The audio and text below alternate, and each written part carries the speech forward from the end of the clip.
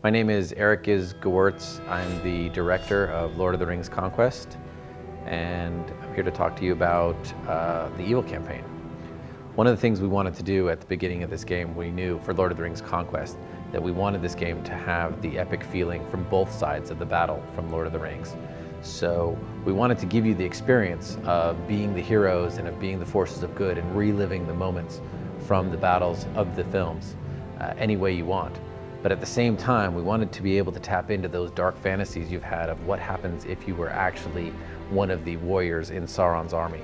So building off that idea, we got inspired on this idea of an evil campaign. And what if you could play the evil campaign from the side of the bad guys and really experience what it would have been like to conquer Middle-earth for the forces of evil?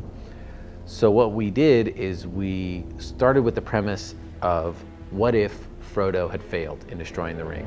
So in the evil campaign, you start at Mount Doom and you're trying to stop Frodo from destroying the ring. You get there just before he's about to drop the ring into the cracks of Doom. You defeat him and you deliver the ring to Sauron. And what this does is make Sauron powerful again. And he's able to rally his forces and drive the forces of good outside of the Black Gate and into Middle-earth.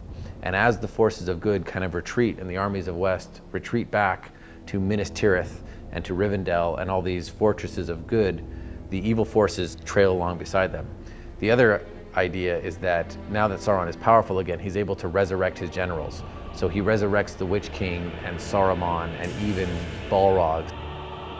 You also get to fight and confront all the heroes of the Fellowship that you once were the heroes. So you get to defeat Legolas and Gandalf and Gimli and Aragorn and Elrond and all these forces of good as you make your way across Middle-earth, climaxing in a final showdown at the Elven Fortress of Rivendell, where you've surrounded them, conquering the Elven Fortress and driving the forces of good back out of the land.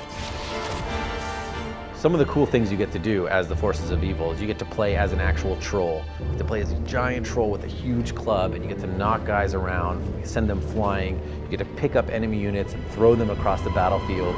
If they hit other allied units, they'll scatter like bowling pins. You really get a sense of power as you move through as a giant troll. You get to ride the massive wargs, those wolf-like beasts from the films, trampling enemies underfoot. You've got a giant sword, you're cutting down guys left and right as you cross the battlefield on this giant wolf beast. You get to ride the actual Oliphants. You get to trample them. You get to use the tusks to knock guys left and right. You get all the tools of siege mechanics that the forces of evil had. You get to use those giant siege towers that assaulted Minas Tirith. You get to use the enemy catapults, battering rams, ballista, all the tools of war at your disposal for the forces of evil.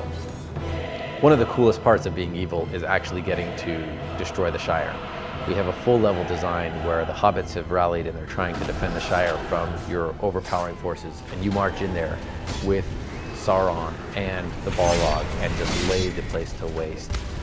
You get to fight Gandalf in this level. You get to command giant fell beasts swooping down from the sky, trolls and wargs as you kind of crush the forces of the Shire and drive the hobbits out of their peaceful homes.